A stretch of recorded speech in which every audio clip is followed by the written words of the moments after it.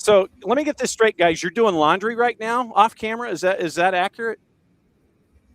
Well, I think, our team manager was, but me and Jay just woke up about half an hour ago. So, yeah. All right. So who won the toss? Who gets to decide who's going to either answer the questions first or is winning and deferring and answers questions second? I don't think we mind. Either way is fine. I think, we'll be right. I didn't know if there was like a fight and somebody had a headlock or somebody did rock, paper, scissors to figure out who was going to answer these questions first. But Gareth, since you spoke up first, let me start with you. What has it been like for someone who is raised in Christchurch, who has history with the Pakistani national team, who knows about Club World Cup with a scarf over my left shoulder? What's this experience been like for you? Yeah, it's been amazing. It's something that, it's kind of been in the pipeline for a while for Christchurch to have a professional team. And, when there were rumors starting to sort of circulate around last year, I was always keen to come back down to Christchurch and play professionally. And yeah, it's been awesome so far. It's a grateful experience to be, traveling around Oceania and playing for South Island United, and also moving back home and living back with my family. Obviously, football can be a bit lonely sometimes, and, you're traveling around the world and, you're having to sacrifice a lot by moving away. But yeah, like I said, to move back to Christchurch and be with my family and represent, the new professional team from South Island is just amazing. So for Jaylen, what's it been like for you? Because you guys, it seems like you're dodging raindrops practically every day, but you have a different set of understandings here. We'll get into the Niue story in a bit, but what's the experience been like for you so far? Yeah, it's been awesome. Obviously, I'm from Auckland, so not really from the South Island, but to obviously represent New Zealand in general has been great. I have a bit of family that's down south, so obviously reconnect with them has been awesome. And to obviously play with Harris, I guess we're living together at the moment, so that kind of helps. I'm staying with his family, so that's also a real special moment for us to kind of get closer together, and obviously playing in the same team is a bonus as well. So yeah. All right, I'm gonna take my first time out here and ask Harris, what's it like with having your roommate there with your family and all of that? I have to ask about your new roommate hanging out. No, of course. So me and Jaylen, we actually played and lived together in 2024. So when I moved to Auckland, we were both signing for the same team, Birkenhead United, and we knew each other before that because a long time ago we trained a few times together at Ole Academy. But yeah, so I know Jay like as a whole person, so we spent the whole year together, and it was like the most fun year, like we did well with the team, and then off the field it was funny. We were working together, so I know him inside and out. And so when the move came for us to connect back at South Island United, we were obviously buzzing, because obviously we knew we get to travel around and whatnot. But even then, just speaking with my family, I just talked to them, just said, Jaylen's going to be moving to Christchurch. What are your thoughts on him coming to stay with us? Like, I know he's a good guy, good person. I know he'll get along well with my brother. He's like literally my best mate. He came to my wedding and things like that, last year. So know him inside and out. So yeah, so my parents were just like, yeah, of course, like no worries, So yeah, it's been calm. We've been going to train together, living together back home in Christchurch, and then rooming together here and stuff. So we see a lot of each other. Wow. Okay. So what has it been like kind of being adopted by the Zeb family there, Jaylen? Oh, it's been awesome. They've been super kind, and obviously taking me in to let me stay with them. My family's super grateful for them letting me do that. But it's awesome. Obviously, it's a different culture, a Niuean culture back home, and Pakistani culture in Harris's household. So that's kind of different, which is quite cool to kind of see how they live and the different things they do. So yeah, it's awesome. All right, so I'll bite. What's it been like for you to embrace and understand the Pakistani culture in that household? Yeah, it's been different, very different. There's obviously a little things that we don't do back home that they do, which is not a problem at all. It's quite cool to see, actually.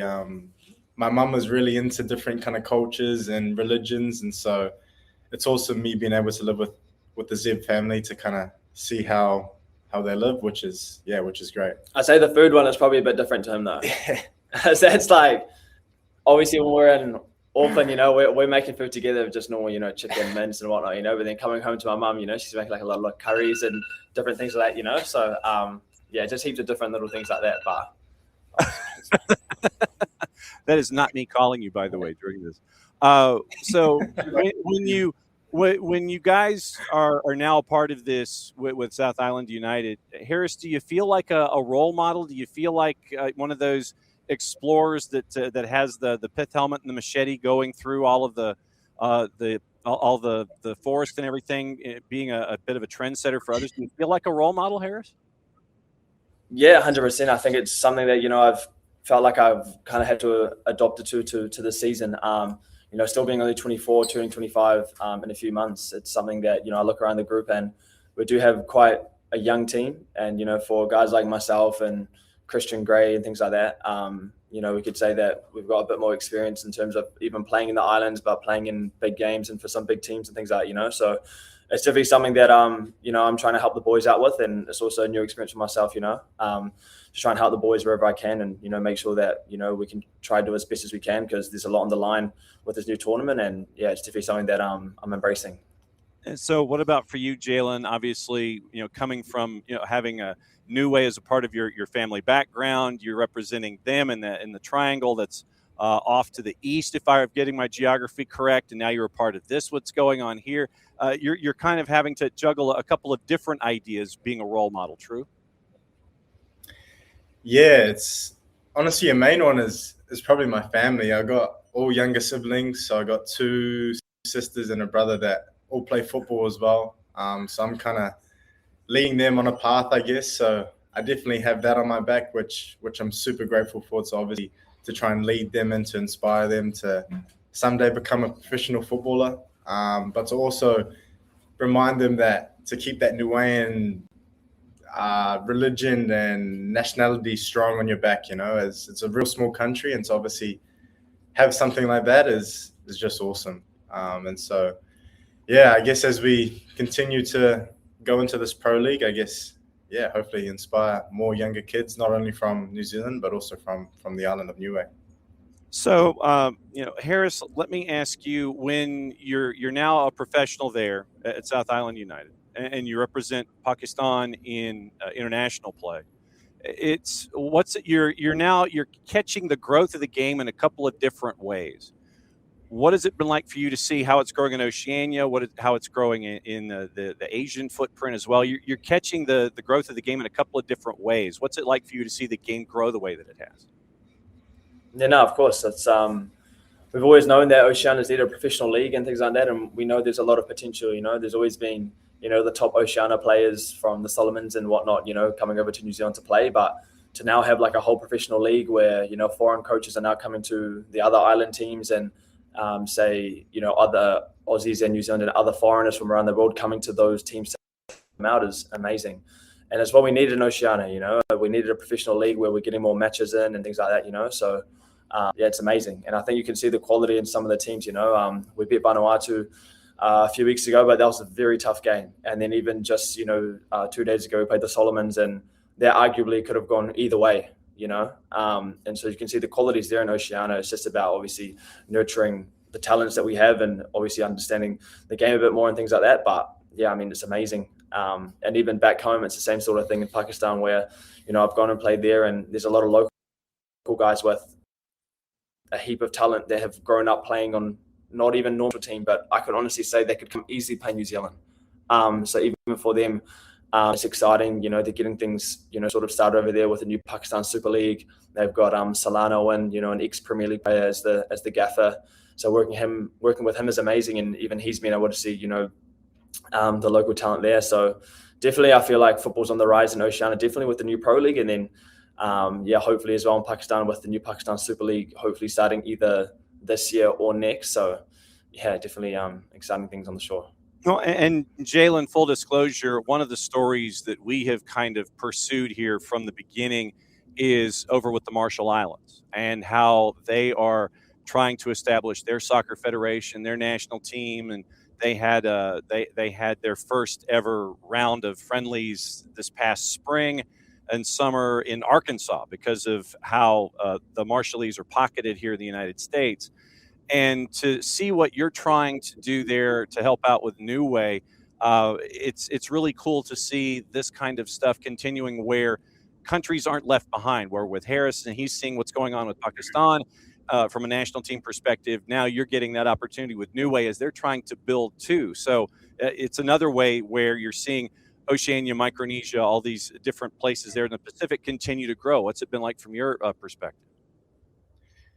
Yeah, it's been awesome. Obviously, there hasn't really been much football news or history for Niue, and so obviously be the first professional footballer from Niue is awesome and a privilege. And yeah, I hope it's the beginning of something for Niue to kind of get them on the map. We don't have a national team right now, but I've been on the phone and talking to a few people back home to kind of try and organize something to get that going. The boys give me a bit of a hard time and say that we probably don't have enough players for an 11, but I reckon I'd be able to find 11 players somewhere. I think there's one boy on Auckland FC that's half Niuean, so I think me be able to probably, I don't know, find a few boys that can play. But it's a step forward, and hopefully from me doing this, it kind of inspires other players around the world to obviously embrace their Niuean culture and hopefully all come together and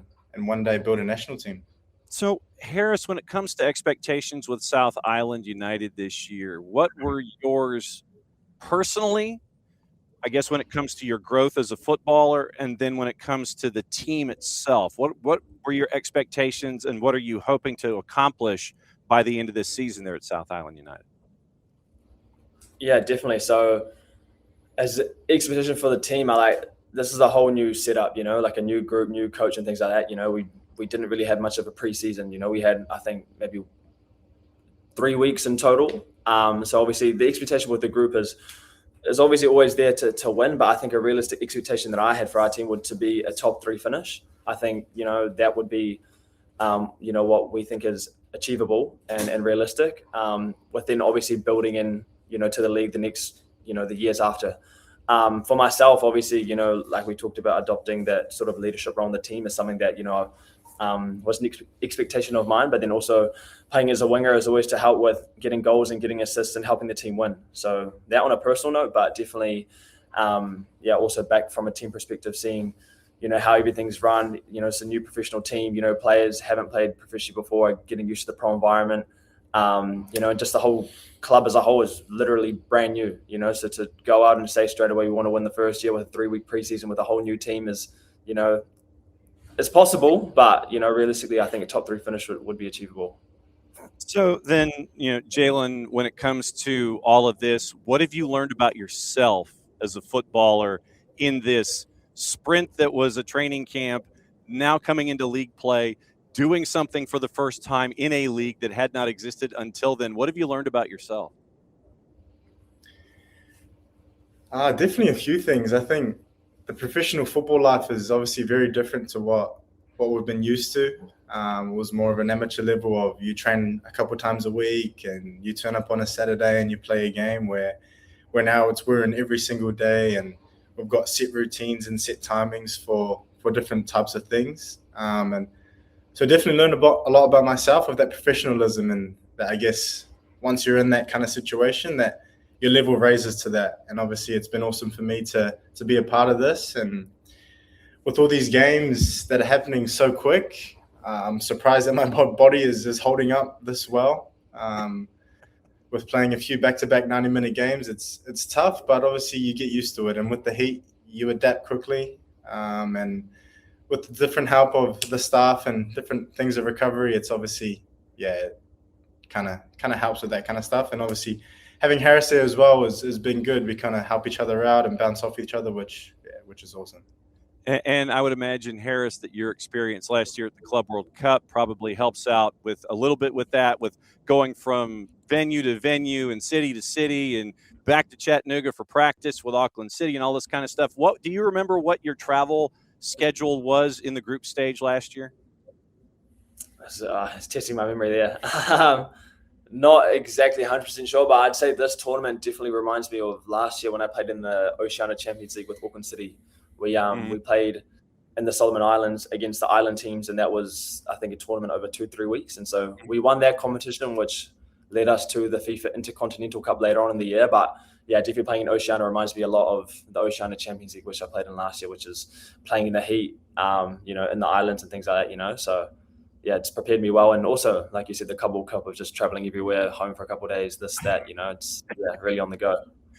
And when you mentioned all of that, you're going from plane to practice to venue.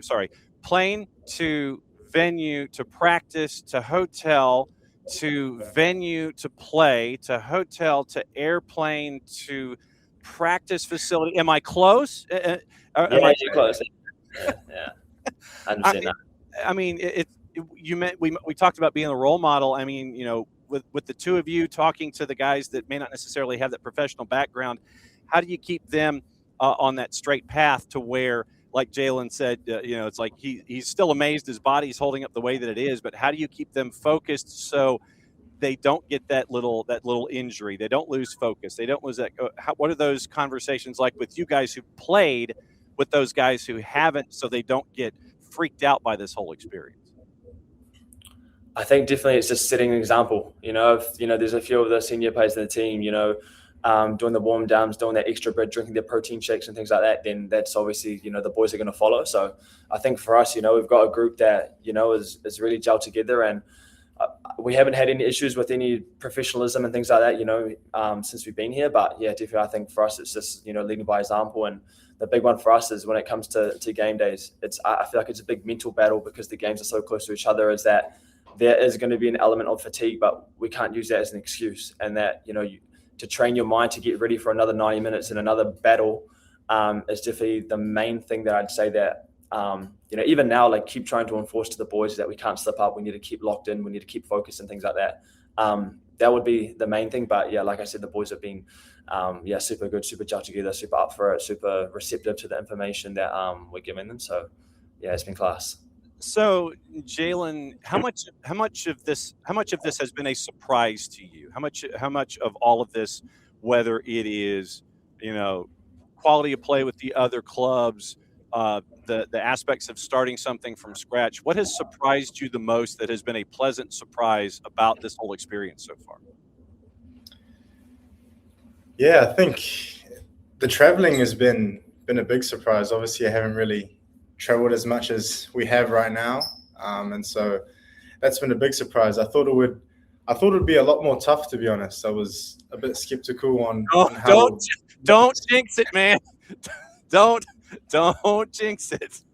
I was a bit skeptical on how the boys would obviously hold up, and not only myself but everyone else. But yeah, it's honestly been a switch, and the boys have adapted real well. Like myself, we've kind of, it's just like we're in camp, it doesn't feel anything too crazy. Obviously, it's a big thing that me and Harris are kind of, I don't know, a role that we've stepped into of just, keeping the boys real close together. And obviously the things off the field is super important. And so it surprised me on how much of the boys gravitate towards us, I guess, they do listen to us now when we say little things, because off the field, we ask them how you guys are doing. We check in on them. We make sure that their bodies are good. We make sure that their mental health is good. We always check up on them. And so I think the boys appreciate that. And it surprised me of how, often you would see, I don't know, little groups forming, which is just so good for the team. And obviously when you are traveling in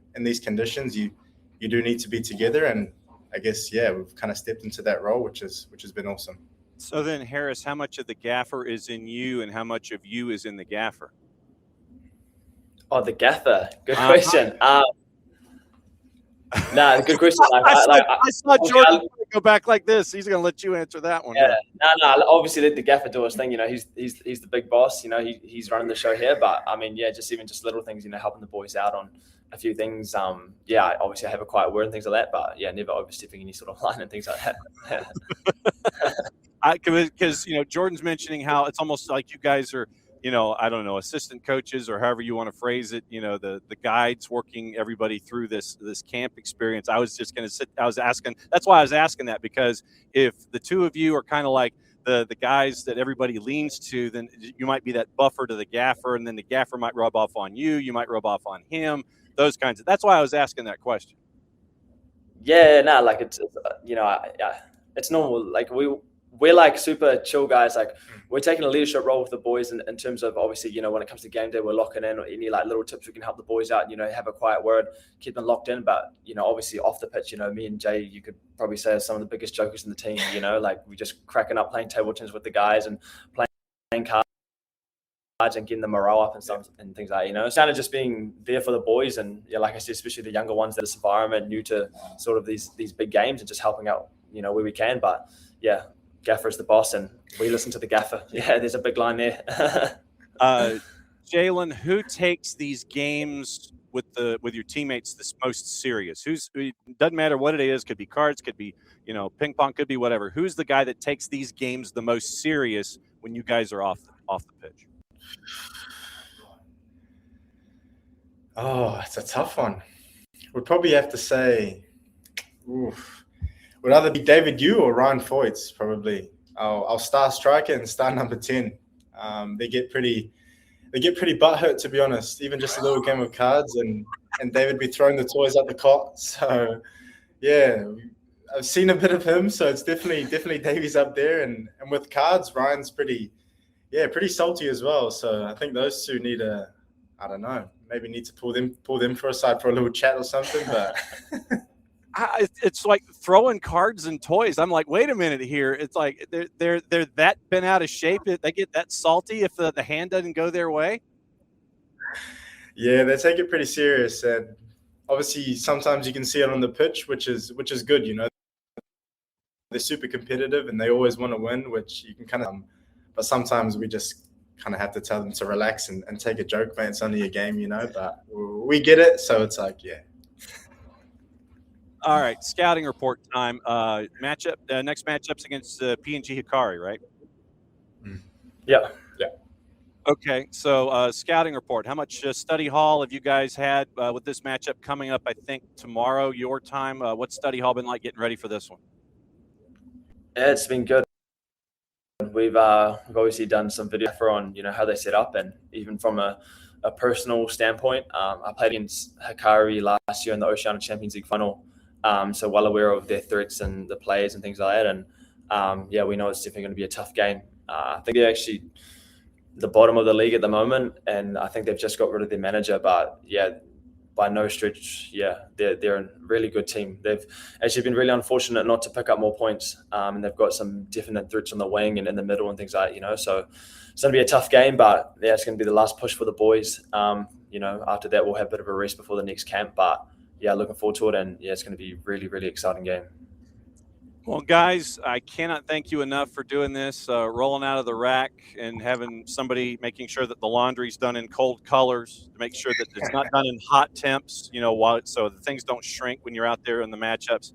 I cannot thank you guys enough for doing this. Harris, especially for what you're doing with your communities and the ties that you have, and Jaylen, obviously, being the trendsetter that you are and being the man at the front for a couple of different things. I can't thank you guys enough, especially we're keeping an eye on you up here in the States, and we're going to keep an eye on you as things are going on. I can't thank you enough for spending time. Go get breakfast or brunch or lunch or whatever you're doing this time of day. We'll be keeping an eye on you this weekend and for the rest of the season. We'll check back in. Thanks a lot, guys.